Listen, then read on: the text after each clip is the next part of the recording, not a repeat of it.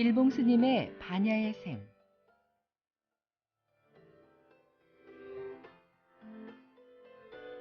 부처님의 위없는 지혜를 배워보는 이 시간, 말씀의 조치원 관음산 자비정사 주지 일봉 스님입니다.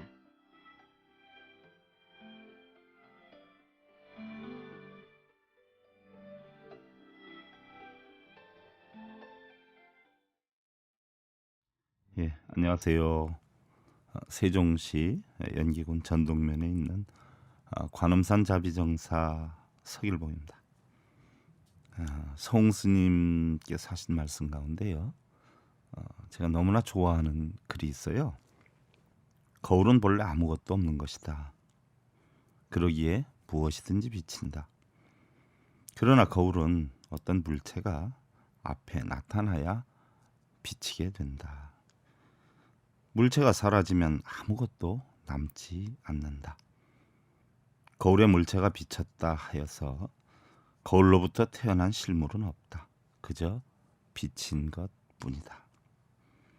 또한 물체가 사라졌다 해서 거울로부터 없어진 것은 아니다. 그저 사라진 것뿐이다. 거울에 아름다운 꽃이 비쳤다. 그 비친 영상은 아름답지만 거울 자체는 아름답지 않다.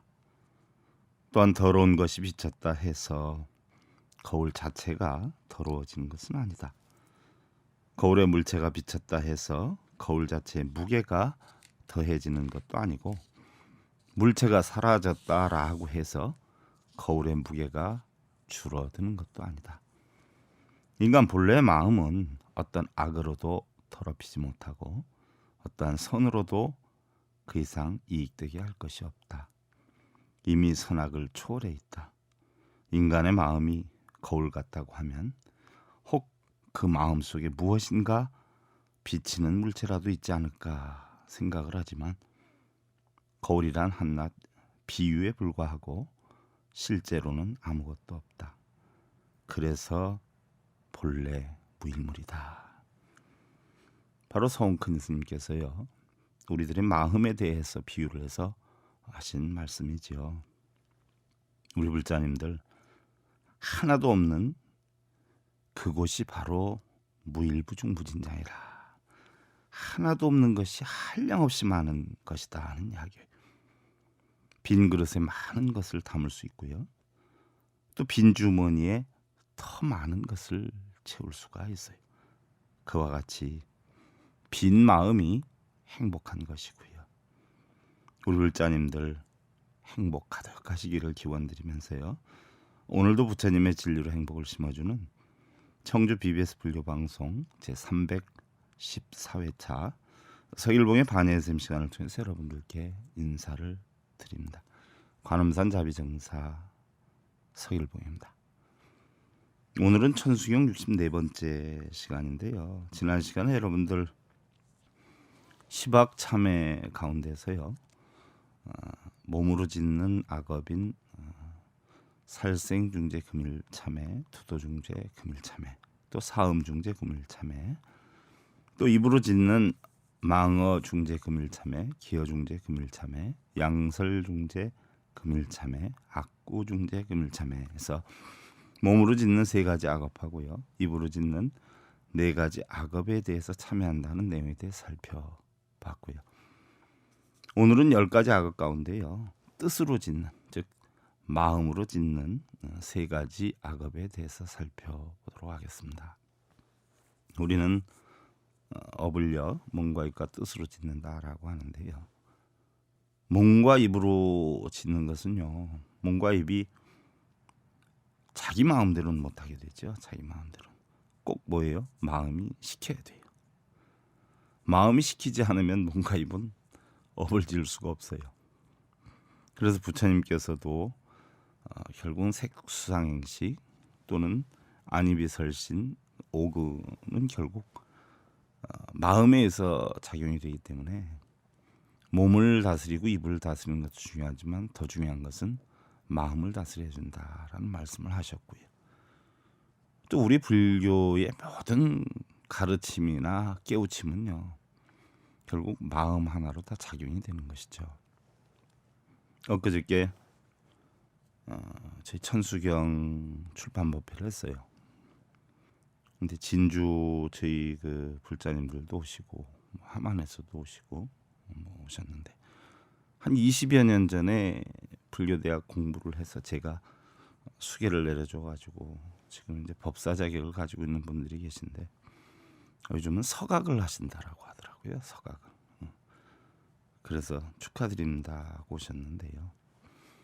서각을 하는데 요즘 글을 새겼는데 심외무법이다 하는 글을 새겼다고 그래요. 마음 심자, 바깥 외자, 없을 무자, 법법자. 스님 이 글이 도교에서 유래된 건가요? 우리 불교의 글인가요? 하면서 심외무법에 대해서 질문을 하시더란 말이죠. 제가 조금 안타까웠어요. 심외무법이다 하는 것은 마음 이외에는 법이 없다라는 이야기인데요.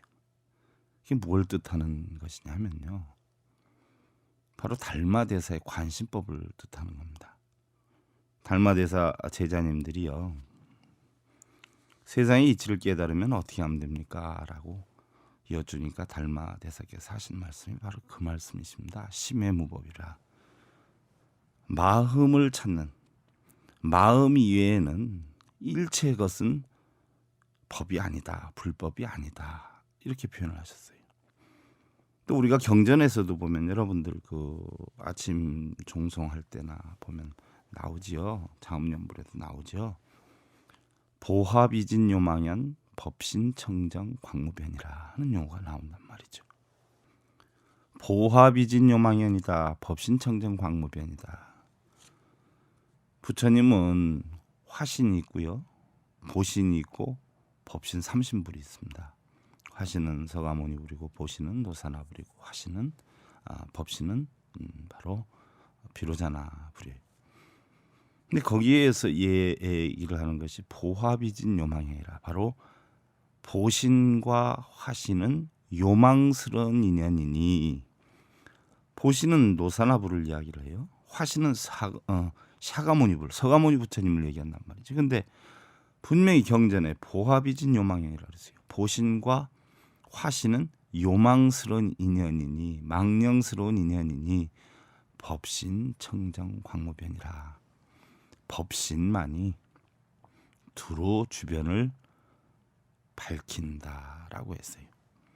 여러분들 해는 낮을 밝히지 않아요? 달은 밤을 밝히고 있단 말이죠.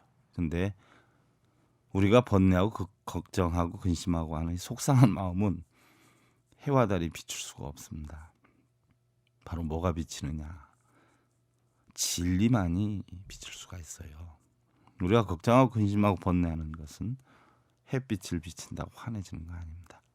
달빛을 비친다고 환해지는 거 아니에요. 바로 진리의 깨달음으로 진리의 빛으로 환해질 수가 있는 것이죠. 그래서 보신 화신 요망연이라 보화비진 요망연이라 바로 보신과 노사나불과 샤가모니불은 요망스러운 인연이 거기에 현혹돼서 빠지지 말고 법신 청정 광무변 진리를 깨쳐야 두루 주변을 밝힐 수 있다라고 한 것과 같이 달마대사께서는 바로 심외무법이라.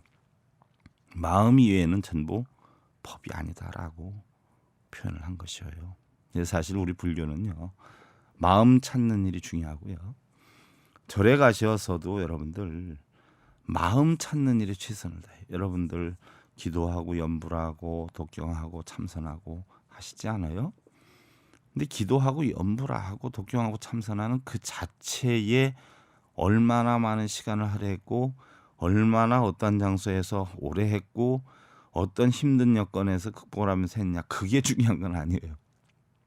그걸 얼만큼 했냐가 아니라 과연 내 마음을 어떻게 만들었냐, 그게 사실은 중요한 거죠. 왜냐하면 우리의 모든 번뇌가 탐진치로 만들어지는 것이 결국은 그 탐진치로 인해 가지고 지옥악의 축생에 우리는 태어나기도 하고 또 이 현실을 살면서 지옥악의 축생의 삶을 살게 되는 것도 원인이 어디에 있냐면 탐진치에 있어요. 근데 그 탐진치는 어디에서 나오는? 바로 마음에서 나오는 것이다 하는 이야기예요. 그래서 탐해중재 금일참회, 진해중재 금일참회, 치암중재 금일참회는 바로 탐욕으로 지은 죄를 오늘 모두 참회하고, 성냄으로 지은 죄를 오늘 모두 참회하고, 어리석어 지은 죄를 오늘 모두 참회합니다라는 내용이 되죠. 탐내고 성내고 어리석은 이 세 가지를 우리는 탐진치다 이렇게 표현을 하는데요. 바로 세 가지 독이다라고 해서 삼독이다 이렇게 표현을 해요. 다르게는 삼번뇌 또는 삼화, 세 가지 불과 같다, 또는 세 가지 더러움이다 해서 삼구, 또는 중생에게 해를 주는 근원이기 때문에 삼불선근이다 이렇게 달리 표현을 하기도 하지요. 마음으로 인해서 지게 되는 탐진치 삼독신 가운데 탐욕이라는 것은요, 과연 대부분의 분들이 탐욕이 뭔지 아닌지 모르시는 분들이 많더라고요. 탐욕이 뭔지, 탐욕이 무엇인지를 알아야 우리는 탐욕을 끊을 수 있는 거예요. 탐욕을 만들지 않을 수 있는 거예요. 근데 탐욕이 뭔지를 모르니까 만들지 못하는 거예요. 과거에 선지식께서요, 주장자를 드시고서는 제자들을 놓고 화두를 줍니다. 입타야 불임야타 30방 한단 말이죠. 입타야 불임야타 30방. 그 주장자로 가지고요, 이렇게 둥그렇게 땅바닥에다 원을 그리십니다. 그래놓고는 입타야 불임야타 30방 하는, 그러니까 이 원 안에 들어와도 또 들어오지 않아도 너는 30방이다. 어떡할래? 하는 거예요. 원을 그려놓고 원 안에 들어와도 30방, 안 들어와도 30방 이렇게 하는 거예요. 제가 교도소 강의 때나 우리 불자님들 강의 때 질문을 하니까요, 그 금 위에 서 있으면 되지요 이런 분들이 있고, 아니면 스님 멀리 도망가면 되지요 이런 분들이 있어요. 결국은 이래도 저래도 30방이에요. 30방을 안 맞으려면 어떻게 해야 되죠? 답은 하나입니다. 원인을 없애야죠. 원인을. 쉽게 예를 들면 뭐예요? 그려놓은 원을 갖다 지워버리면 들어갈 것도 없고 나올 것도 없지 않아요. 그럼 맞을 일이 없죠.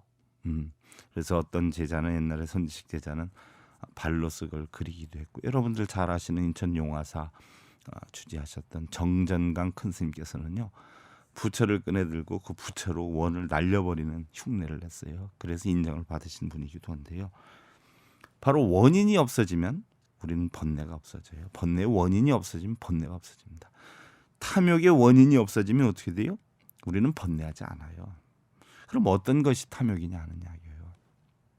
여러분들 열심히 노력을 해서 노력한 대가를 얻는 것은 탐욕이 아닙니다. 예를 들어서 어떤 분이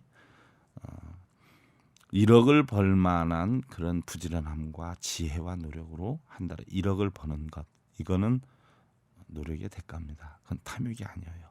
그런데 그런 원인은 만들지 않고 놀고 있으면서 1억을 벌게 해달라고 비는 사람들, 이건 탐욕입니다.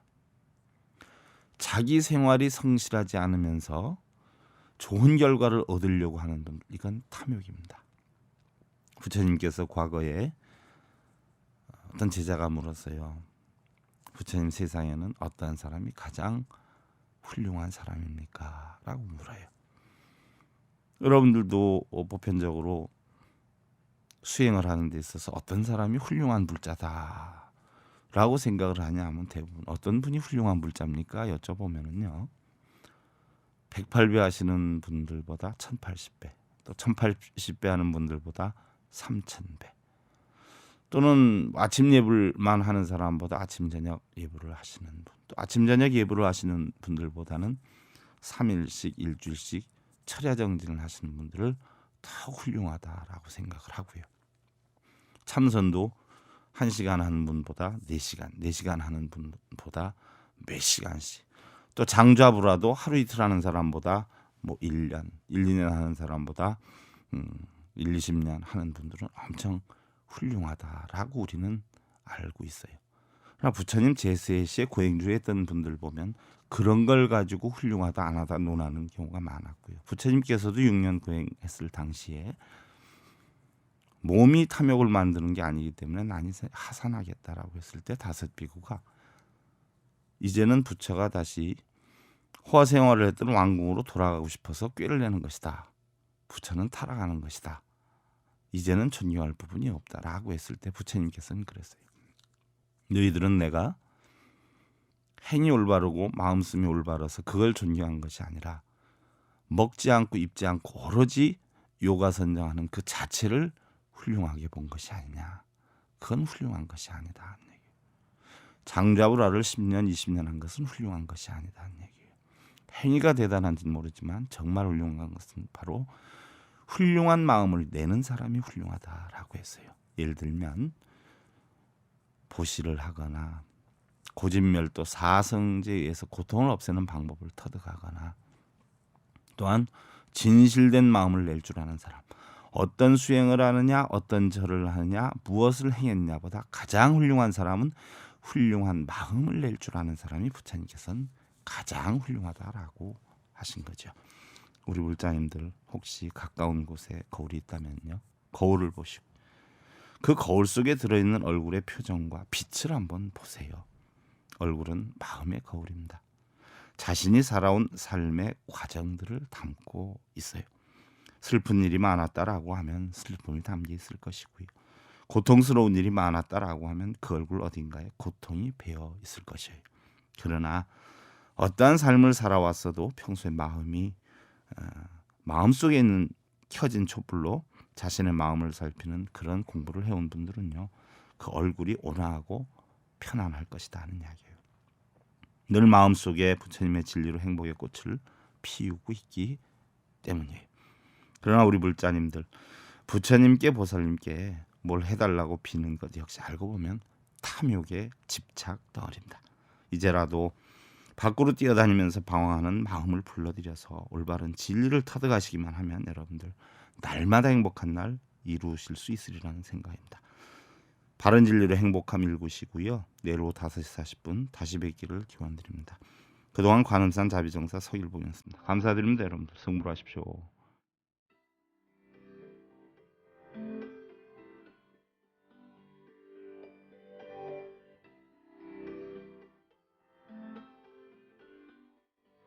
지금까지 조치원 관음산 자비정사 일봉스님의 반야의 샘 함께 하셨습니다.